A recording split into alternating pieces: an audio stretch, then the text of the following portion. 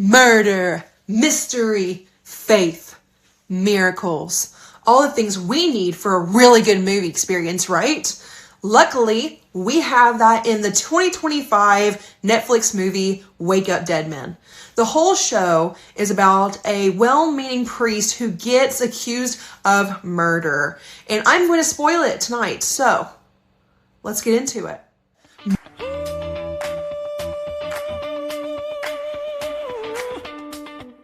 Jessica.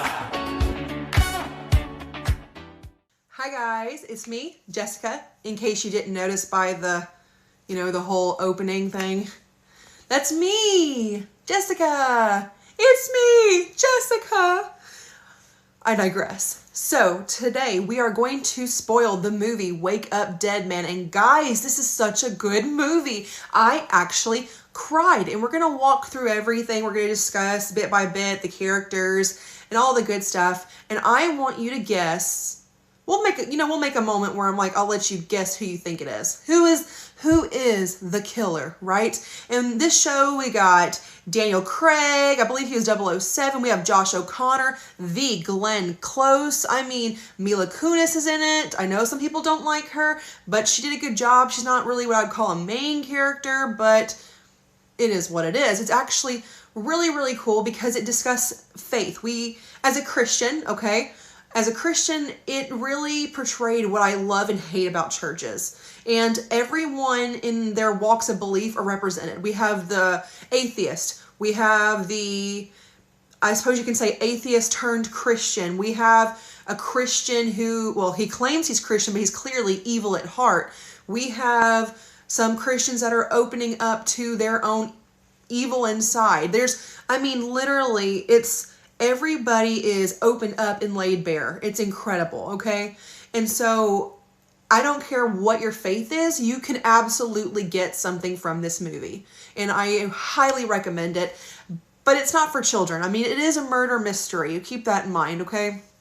There is a lot of cussing. This is, for parents. There is cussing. Obviously, if you have issues with religious themes, this is definitely not the movie for you. Like I said, there's murder. There's punching, but the violence isn't crazy at all. And that's really about it as far as trigger warnings, as far as I can think of. There are the terms whore and stuff like that. If you don't like that word, you hear it a lot, right? Okay. So this is kind of your only warning. Obviously, there's going to be spoilers. So let's dive on in. So Wake Up Dead Man is actually the third installment of the Knives Out mystery series. I've not seen the first one, which is just called Knives Out. I have seen Glass Onion. I did not like it. In fact, I wasn't even going to give this movie a chance because I thought it was just, Glass Onion was so dumb to me. Okay, it was. There was absolutely no way that you as the watcher could figure out who was the bad guy and who was the good guy, because it was a twist that was completely off camera. Didn't like it. Okay, but I'm so glad I gave this one a chance. This one stars Daniel Craig, and he is the same. I'm so sorry.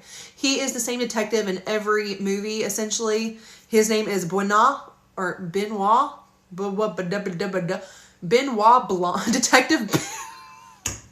Detective Benoit Blanc. Oh my gosh.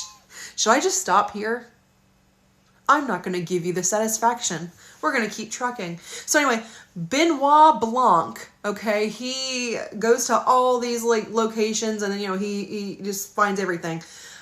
He's kind of different in this one. I found in the Glass Onion, I felt like he was a lot more poised and sophisticated, where he's a lot more loud, right? And more vibrant, I suppose, okay, in this version.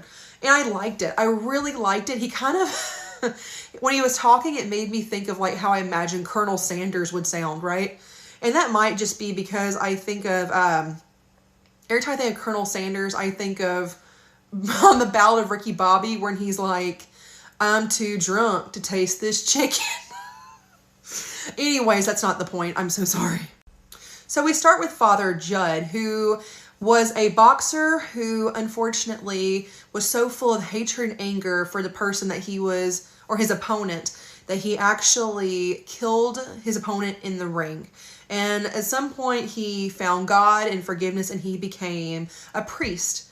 And we open up where he's kind of like, and he's being like obviously berated by another priest. And Father Judd, no, we don't know what they're saying, but we know that Father Judd has had enough, and he just decks the man. He decks him, and it's like, I was like, woo! Like, we started off really strong, right? And even though, you know, he gets spoken to by a higher up, and they're like, hey, listen, we don't like that guy either, but you can't punch people, right? You're a priest. You have, you know, a certain caliber of restraint that you're supposed to have. So they sent him to this other priest who everyone hates. In fact, they call him an SOB. All right. And by the way, a lot of the priests cuss here. I don't know. I'm not a Catholic. I was, you know, I got family who are Catholic, but I don't know. Can priests cuss? I don't know. I don't know. You guys tell me. So Father Judd is excited. He thinks he's going to preach the gospel. He's going to touch people like spiritually. And he thinks like, this is a great opportunity. I'm going to make a difference. Right. And, he feels like this is more of a blessing than a punishment for his behavior, right? And that changes very quickly because he meets Monsignor, I think I'm saying that correctly, Wicks. And he is the meanest man ever. He is the head of the church. I'm not sure, like I said, I'm not a Catholic, never been a Catholic. I'm not sure how the titles are. However, he immediately sets down Father Judd, and he's like, please let me do my confession. And he just confesses all this like nasty junk, talking about touching himself to kitty ladies, and it's like extremely graphic. And Father Judd's just like what have I gotten myself into? And he realizes, looking back, that it was a complete power play by Wicks, right? And he runs into Glenn Close's character. And she is like, I'm going to call her Glenn Close because I can never remember her name. She is really intense person, right? Oh, before I get to there, after Monsignor Wicks talks about touching himself, he like reaches his hand out to shake Father Judd's hand. And Father Judd is like, and of course, Father Judd finds out later, because he goes through some files in their office, that Wicks can't even get an erection, so it's impossible. What he said was impossible, and it was just a power play. And that kind of thing continues. Like, he just likes to have some sort of mental warfare with the people around him to establish dominance of some sort. And then we go into Glenn Close's character. And Glenn Close was raised by Wicks's grandfather, yes, and she is intense. She's very intense. Which Glenn Close. Golly, God bless Glenn Close. I'm so glad that I got to live in a world where she's an actress, right? She can play an intense role, right? In fact, when I turned this on, because it was so good, I had my parents watch it. My dad's like, oh yeah, she's definitely the one who did it. And I was like, how do you know that? He said, because I watched her take out this little kid's rabbit in Fatal Attraction. He was like, it's her. She did it. It was so funny. She actually was raised by Wicks's grandfather, and they called him Prentice. And there's a discussion between her and Father Judd about this evil whore who ended up being Wicks's mother. So the story goes that Wicks's mother apparently got pregnant with a stranger at a bar, and obviously Prentice, Wicks's grandfather, was not down for that. He was the priest over the whole church at the time as well. And he promised her that if she came to the church and raised her child up with him, that when he died, he would give her this humongous fortune. Okay, so apparently the man's loaded. Okay, and she agrees. And so she lives out her life, like essentially just completely restrained and almost like just absolutely caught up in this church. Like, she's almost can't even leave. It becomes kind of like, you know, like a cage essentially, right? And then Glenn Close claims that she saw him take his final communion, and we see this scene where he's at the altar and he does the cross, and he just blop falls down dead, right? And obviously Prentice's daughter is looking for her inheritance, right? Turns out he bought a stone with all his money and hid it. So there was not a single dime in any of his accounts. And she goes crazy because, like, you know, she's been like essentially stuck there for all those years for nothing. And so she is destroying, in a crazy rage, destroying the church. She takes the huge cross off the wall and destroys it, right? She's tearing up the Bible. She's throwing pews around, which, you know, dang, homegirl really had some strength. And they keep calling her the whore. And I don't like that, but that's just what they keep calling her. And it's ironic because they end up, you know, you find out her name was Grace, right? And apparently she was so angry and full of fury, she ended up dying, and they said it was an aneurysm. However, Glenn Close's character says more like she believed that she was struck down by God himself for what she had done to the church, right? And right before she died, you see a young Glenn Close whisper, "God will forgive you," and she just like slaps Glenn Close. Yeah, it's wild.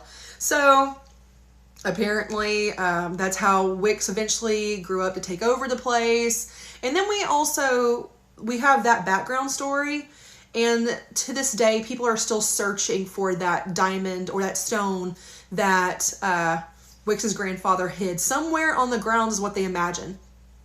Now, Father Judd offers to replace the large cross that Grace had torn off the wall like decades ago at this point, and Wicks is like, nope, we're keeping it up there to remember the evil whore. That's his mama, but whatever.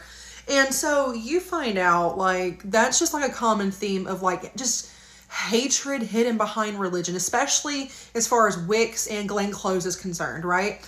And it gets worse. Okay, believe it or not, it gets worse. Meanwhile, on the back burner, we start meeting followers of Wicks, okay? And despite his cruelty, they love him. In fact, it's been said that they are calcified. In other words, it's like they look at him and they think, oh, he's just telling it as it is. Not being like extremely verbally abusive, but, you know, he's just telling it like it is. He's telling me how terrible I am. It's what I need to hear. Like, it's like this weird thing going on. And in the midst of it, we see that there is a man named Samson who works on the land, essentially. He's like the keeper of the place. And there's a weird like love between him and Glenn Close, and he's very loyal to her, and she clearly really cares about him. But I'm assuming because of faith they don't get married. I'm not sure, but I mean, I don't think they ever said, now that I think about it, but they were very open about their loyalty to each other, right? And so we get a glimpse of what exactly these church services look like. And we see that Monsignor Wicks, he will just totally target people in the crowd. For example, there was a woman come in, a single mother with a child. The child was probably like 8 years old, and he makes sure to preach aggressively the hellfire and brimstone type of sermon. And he's calling out, they hate their children, they're killing their children, they're destroying their children's lives and sending them to hell by rejecting giving that child a full home and a father and a nuclear family. And that's what my mother did, and you're gonna go to hell for it too, and you're damning your child to hell. Like, it is that aggressive. And then it gets to the point where that woman got up and left because, like, clearly she's being targeted aggressively, obviously. And it was clear he was talking to her because sometimes he goes like this as well. And if you don't know, apparently the priest is like on a high up pedestal where he's actually like leering over them. And so it's even more like a dominance thing, you know what I'm saying? And so whenever she gets up and leaves with her kid, everyone stops and turns. And Father Judd notices that it's like whenever they get up and leave, Wicks like gets off on it. It's like so it just keeps him going. So then once that person leaves, he'll pick somebody else and somebody else and somebody else and somebody else. And then for whatever reason, it just makes his followers even more loyal to him. It's like a brainwashing scheme, right? But we have this, like, we have Kerry Washington, we have Jeremy Renner. I think Jeremy Renner is like a doctor whose wife left him and he's extremely bitter. And then Kerry Washington's father was friends with Wicks, and then she ended up adopting an illegitimate son of Wicks, by the way. And that's going to come up in a little bit. And it's just a crazy, almost cult-like feel. You know what I'm saying? It doesn't matter what he says. It keeps going on and on. So Father Judd decides that he wants to create a relationship with these followers of Wicks and actually show them what the love of God really looks like. And he wants to have this, like, it's not a backdoor deal, but essentially it is. He calls it a prayer time. And he has, Glenn Close, Kerry Washington, all the followers of Wicks. So we have an author who just he used to be like a science fiction writer, but then like his stuff started sucking. And so he came to to that area looking for some sort of inspiration, ran into Wicks. And then he decides he's going to write about Wicks, but no one really cares for that. And he's really anxious to find his next, amazing work of art. Then we have, like I said, Kerry Washington's a lawyer. We have Jeremy Renner is a doctor who's angry with his ex. We had, of course, Glenn Close. I'm trying to think. We have the son that Kerry Washington is raising. And you do find out he is aware that he later had become aware that Wicks is his biological father. And he's also aware that by being the son of Wicks, he is legally entitled to that inheritance, and he's obviously going to be looking for that diamond throughout the story. Then we have, I can't remember her name. There's this lady who's in a wheelchair because she has a nerve issue, and she used to be this real, renowned celloist player, and it's hard to do it now because it's painful, and she's looking for a miracle to be free from that pain. And in the past, she's tried for miracles and paid for miracles, and it didn't work. But for whatever reason, she believes that Wicks will do something different. And they all go to this prayer thing that Father Judd is trying to, do with them. And they immediately notice that Wicks is not there. And they're like, we're not turning our back on our boy. We see what you're doing. Nope. And they all get up and leave. And what do they do? They snitch to the boss. They go and tell Wicks, and he is not happy at all. In fact, one night, Father Judd comes in, and he hears Wicks yelling at them, "What is this you going behind my back?" And when he sees that Father Judd is hearing all this, he turns around and throws a book at him. It's a mess. Right? He's like, I'm going to keep my spot on the top of the totem pole, and you're going to get over it, sir. You're not going to bother me none. And it gets so tense that Father Judd's like, you are a cancer to this church, and I'm going to cut you out. Now, little did he know, people heard him. So, on Good Friday, when Father Judd is getting down off his little pedestal, he goes into his side room, and all of a sudden they hear a thunk. And everyone runs in. They find that Wicks is dead. And it appears that he has been stabbed by an object that Father Judd had in his possession the night before. So whenever everything went to crap, Father Judd went and had a drink at the bar, and he accidentally broke a lamp, and he took it with him home when he was trying to leave. And in his anger, he threw, it's like a little wolf symbol. He threw it at the church in anger. He's drunk or tipsy, and it crashed. We don't know where it landed, but it's inside Father Judd now. There's blood on the floor. And the problem with this is that this little closet has one door in, there's no windows, and there's no doors out. And nobody was in there with him that we could see. And the only person who could have looked over to see anything was Father Judd, who was on the stage holding the large cross in honor of Good Friday. And of course, everyone's like, oh, Father Judd did it. And that's where everything goes to crap for him. There comes Police Chief Mila Kunis coming to hopefully save the day. And she, of course, gets help from Detective Benoit Blanc. Yeah. Blanc. Okay, Detective Blanc.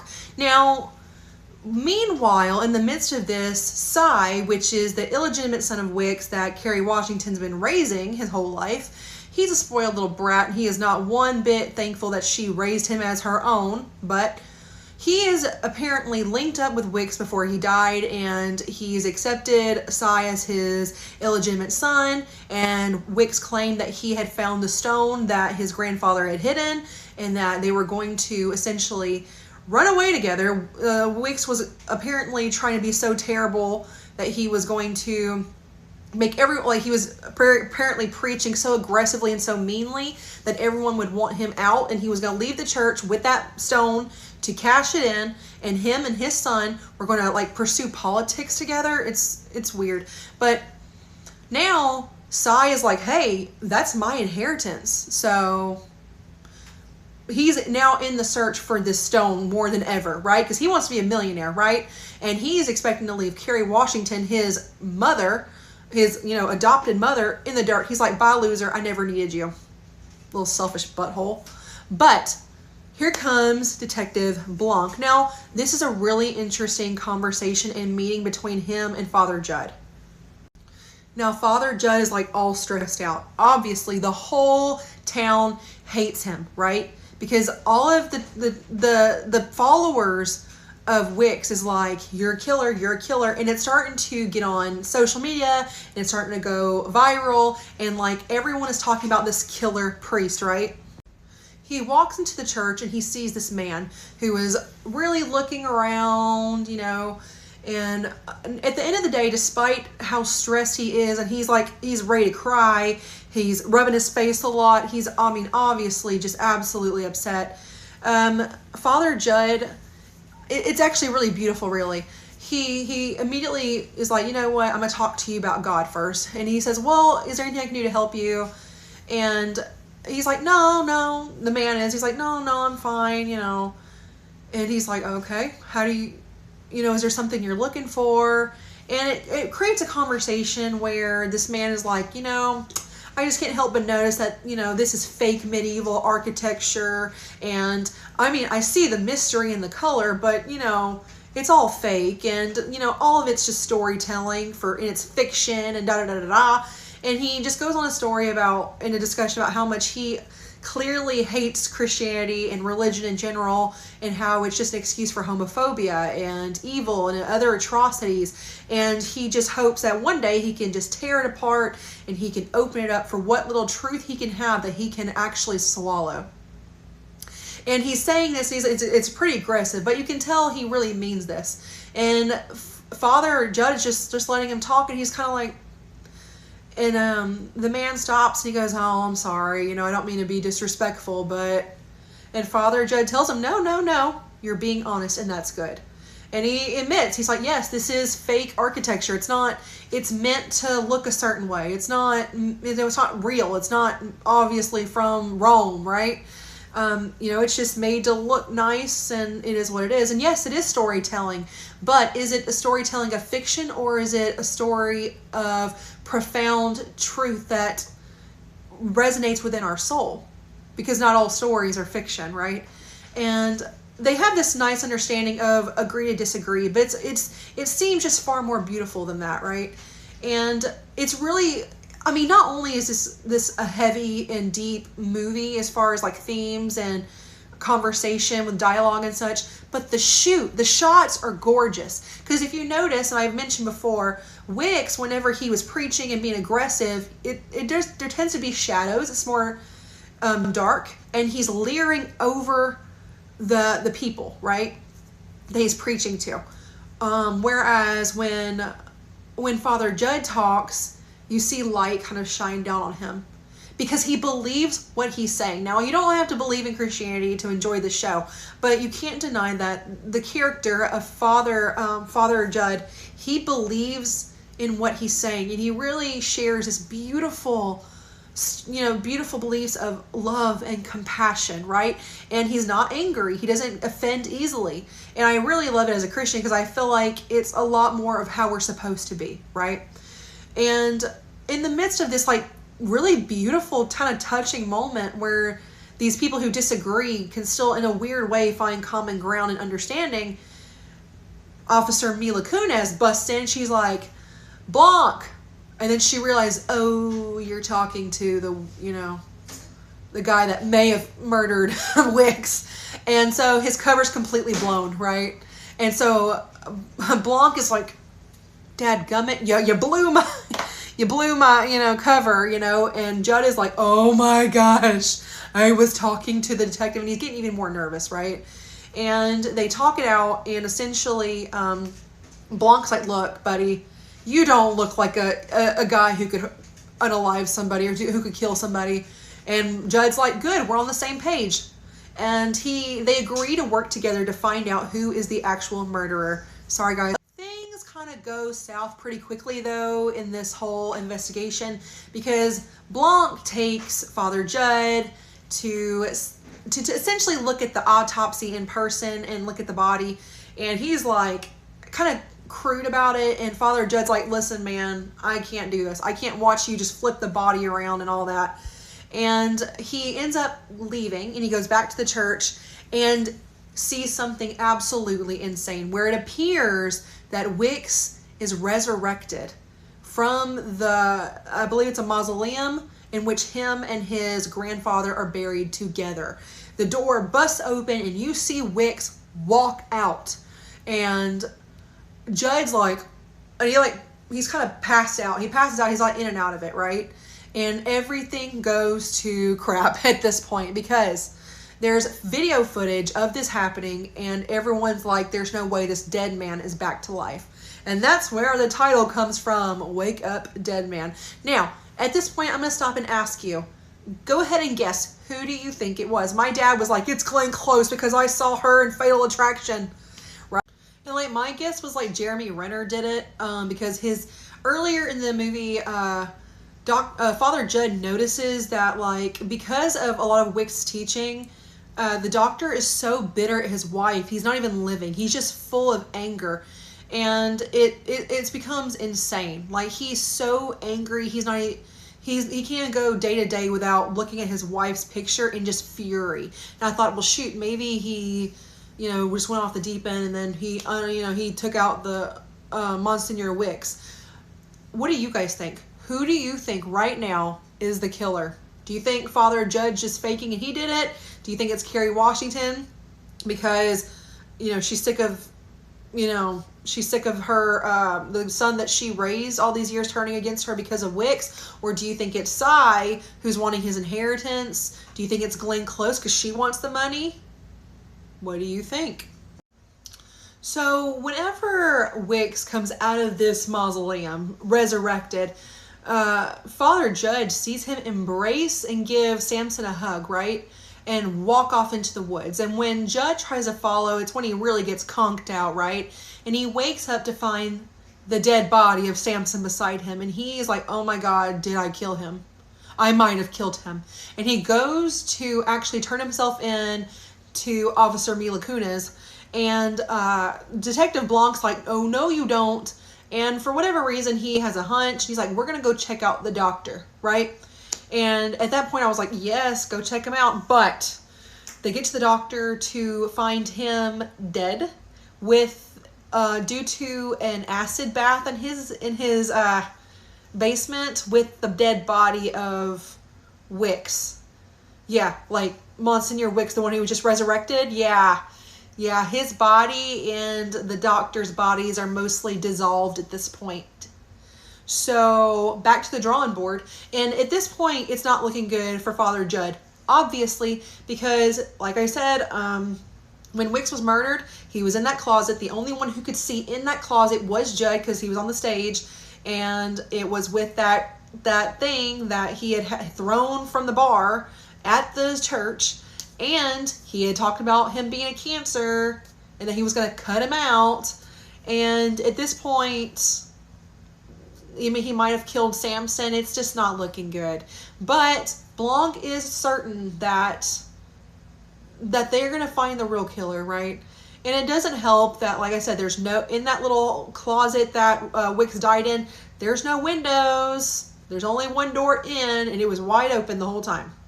So it's essentially like this impossible murder, right? So they think, well, maybe he was stabbed before he went in. Well, he acted fine, mostly, you know, as far as Wicks is concerned, because he's a lunatic, you know? So what is this? And you got to keep in mind, you know, we have Glenn Close, who was essentially grown up with Wicks. She's devoutly loyal. She's freaking out. He's alive. He's been brought back to life, right? And all these other followers of Wicks are wanting to believe that their hero has been resurrected, and it's a, you know, it's a miracle from God, right? Now, Cy might not be thinking that because he's like, dadgummit, how am I going to get my inheritance? Or maybe he's thinking, or maybe he's happy that he will get his inheritance because it is his father. His father is alive and he can show him where the stone is, right?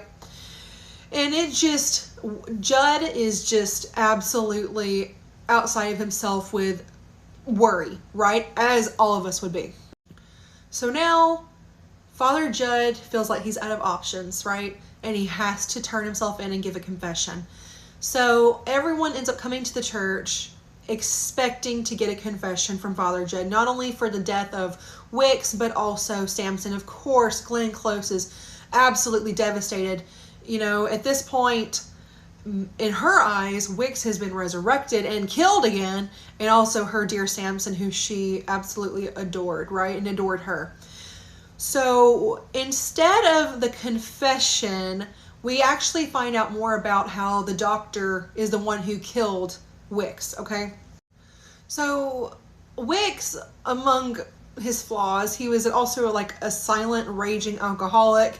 And of course, you know, he could, you know, judge anybody else, but, you know, he was Mr. Perfect. So he had like a hidden flask. He was like always like on. And doctor knew that. The doctor knew that, right? And he essentially spiked it with like a ton of sedatives. And whenever Wicks walked into that little room, he took a sip and knocked his butt out, like, pa-pa, which means that was like super strong sedatives because he went down quick. And when he did, they were like, oh my gosh, they were going to go check the body, right? Or they were going to have the doctor who was in the congregation to go check the body. When he was checking it is when he actually stabbed Wicks, right?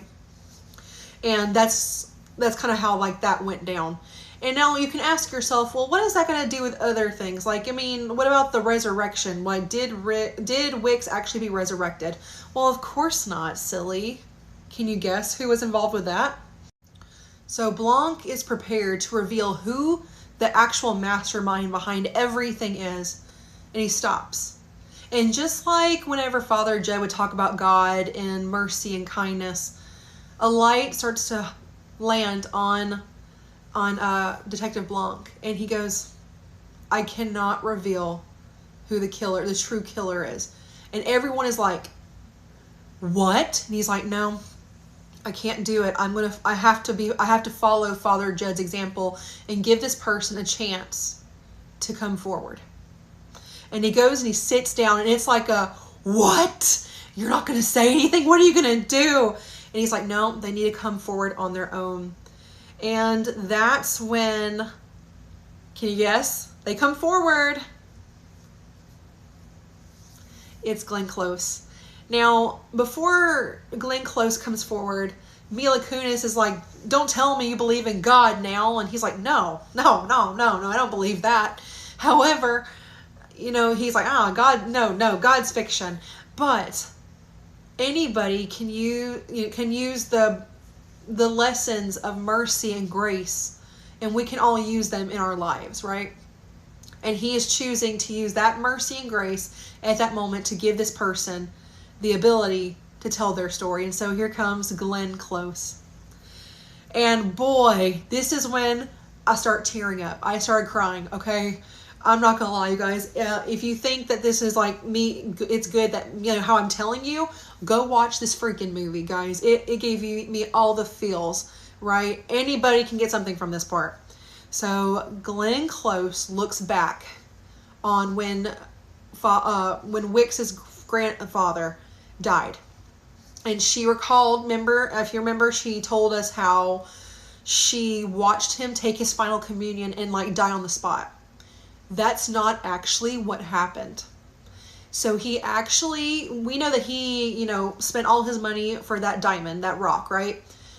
Actually, instead of taking communion, he decided that he was going to make sure his daughter never received his money, and he took his own life by swallowing the diamond and essentially choking on it to death.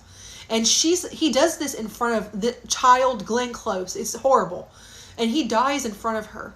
And so she's the only one who actually knows where the stone is. And until Wicks finds out. And I'm not sure, I can't remember how he found out, but he somehow figured out that his grandfather had swallowed it. And so the night that Grace, Wicks's mother, right, the whore is what they keep calling her, when she ransacked the church, she wasn't doing it out of fury and anger. She was looking for the stone, right? It was time for her to live her life, right? She deserved that stone that was promised to her by her father. And she did whatever he had told her up until that point. And she's desperate, right? And essentially, she just gave herself a heart attack for looking, right?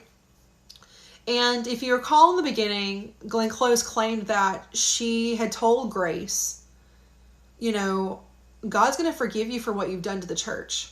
Well, that's not what happened. Glenn Close actually told her, you're never going to find the stone. And so that's when Wicks's mama went, bah! And like slapped little Glenn Close down. Yeah, little Glenn Clothesline is what it was. Good Lord. She just went, bah! And she started wailing. As a grown woman, she's wailing on baby young Glenn Close, right? And clearly she wasn't afraid of getting her rabbit boiled, but that's ended up how Grace finally died, right? Because she had they said she had an aneurysm from, I guess, the stress of trying to find everything, right? And being defeated. And we find out that the diamond is called Eve's apple, which I'm sure you guys can tell the symbolism of that, right? And so with that, so apparently at some point, Glenn Close admitted that she knew where the stone was. Okay. So I forgot that a while ago. I forgot that. She knew where the stone was, and she told Wicks in one of her confessions. And so that's how he knew where the stone was. My bad. I forgot. And so when that happened, she realized that Wicks was going to essentially abandon the church, and he was going to be essentially do exactly what his grandfather was concerned that his daughter would do, that Grace was going to do, I guess go use it for sinful things like politics. I don't know. However, as much as we know about Wicks's character, we know he's not a good dude, so we can't imagine he was going to do any good with it, and that really concerns her. So she's like, we got to kill this guy. we got to get rid of him. And of course, Samson helps her. How, you may ask? Well, here comes the resurrection part, right? Okay. So with the help with the doctor, Samson is the one actually put in the tomb, right? And so Samson is dressed like Wicks, and then the doctor is dressed like Samson, right? So when Samson gets out of the tomb, or let me say, he gets out of the little casket, he opens up Wicks's grandfather's casket. So Tempest, I think is his name. And he's at this point decomposed. He's dust at this point. So it's really easy to find the stone. So he grabs the stone, busts out of the mausoleum, and then of course the doctor's dressed as him, and you think things are good, and unfortunately this is where Judd came in, and they're like, oh crap, and he's like confused by what's going on. Like I told you, he's kind of conked out because he's really confused. He's kind of like got a hit to the head, and everything's kind of blurry for him. And that's when he thought he killed Samson, but actually the doctor dressed as Samson killed Samson dressed as Wicks, right? So he wakes up to the body of Samson, dead. And then Wicks is trying to the doctor's trying to get rid of Wicks's body to maintain the idea of this resurrection. And essentially messes up and he ends up getting in the acid bath as well. Not great, not great. And so now Glenn Close is the last man standing with this diamond called Eve's apple, right? Now, before Doctor gets like stuck in the acid bath, what actually happens is Doctor thinks he's going to take the Eve's apple for himself, and he tries to poison Glenn Close. And you don't try to mess with Glenn Close, okay? She's always ahead of you. I don't care if she's, you know, what movie she's in, if she's even just being Cruella de Vil. You're not going to mess with my woman, right? And she's like, ha, swaps it like from Princess Bride, and inconceivable. She's like, pop, try it again. And he ends up drinking it, and that's how like he like falls into the bath. It's a whole thing. But she's like, this stone is evil. Like, you can say what you want about her. She's not a greedy girl. She's not here for the money. She's here for the beliefs. She believes in her mission. And she's just absolutely horrified by everything. And she realizes there's no way she's going to run from this. And she drinks the poison as well. And the reason how Detective Blanc knew she was the one who did it is because when they were waiting for Father Judd to make his, you know, his statement, his admittance of guilt, Blanc looked into the crowd and saw on her lips they were turning purplish white. He knew she was dying. And he had the epiphany to give her grace and mercy in that moment to come forward, because he knew she believes in God. And he knew for her to receive mercy, or to go to heaven, you know, in his eyes, he doesn't really believe it, but to go to heaven, she would have to repent of her sins, and he was going to give her that grace. Which is funny, because we know that Grace is the name of the whore that she keeps calling and trashing, like calling names about, you know, that's her name was Grace. And so he gives her grace, and it gets, I'm not even gonna lie, I'm getting emotional just thinking about it. And she admits to everything, and everyone's like, oh crap. Of course, Sai is still like, you know, where's my diamond? You know, whatever, Sai, get out of here. And she falls down. Whoop. She falls down. She's preparing for eternity, essentially. And Father Judd catches her, and he's, I mean, you know, the sun's on him. He's like, Grace, you have to ask forgiveness. You have to, you know, make everything right. And she's right. And she's trying to make things right with Wicks, Tempest, Samson. And he's like, no, and Father Judd keeps pushing, no, you have to make things right with Grace. She didn't deserve that, you know, she didn't. And Glenn Close looks at him, and she's tearing up, and she's like, that poor girl, she didn't deserve the life she received, or the evil of her father.